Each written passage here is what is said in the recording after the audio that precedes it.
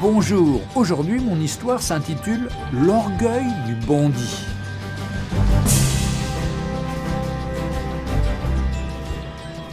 En Amérique du Sud, dans un certain pays, il y avait un homme qui s'était enrichi grâce au trafic de la drogue.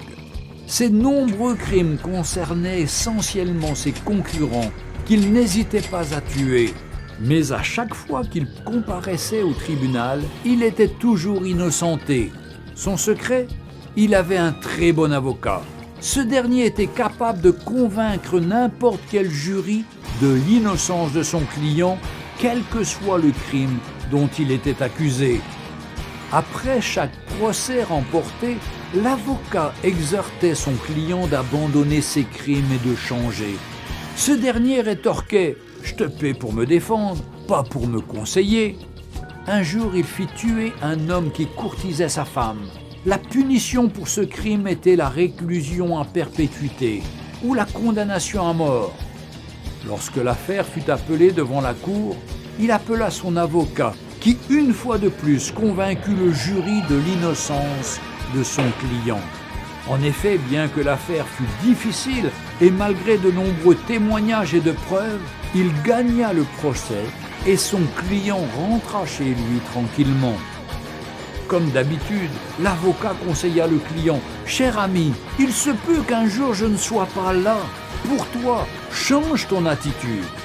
Et attention, je suis ton patron et non ton fils. Va donner tes conseils ailleurs, lui répondit son riche client avec orgueil. Un jour, il récidiva en tuant un pasteur qui militait contre le trafic des drogues. Mais quelque chose s'est passé, bien que l'affaire était difficile et très compliquée.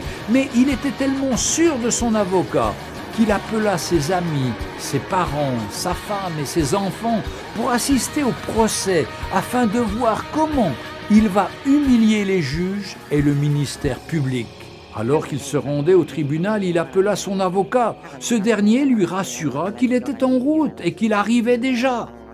La salle était pleine à craquer et on attendait l'entrée du juge pour le début du procès.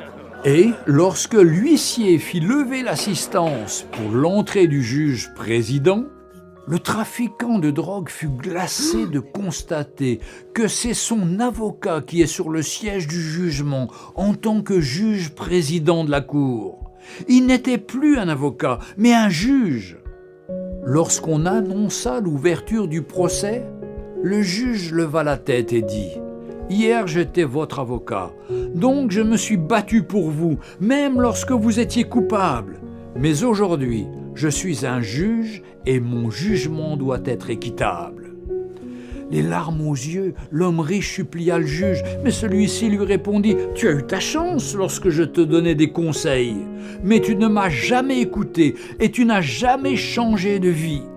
Désormais, tu subiras la rigueur de la loi. » L'homme fut condamné à mort pour assassinat et trafic de drogue.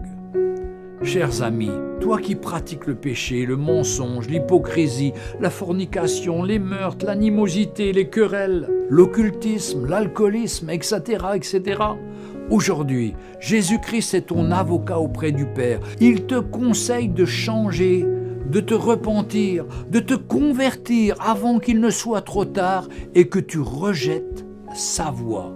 Mais un jour, il reviendra comme un juge et rendra à chacun selon ses œuvres. Il te dira « Hier j'étais ton sauveur, mais maintenant je suis ton juge. » Aujourd'hui, Jésus-Christ est notre avocat et rédempteur, mais le jour viendra où il jugera chacun équitablement. Jésus-Christ revient bientôt. Retrouvez Un jour une histoire sur www.365histoire.com.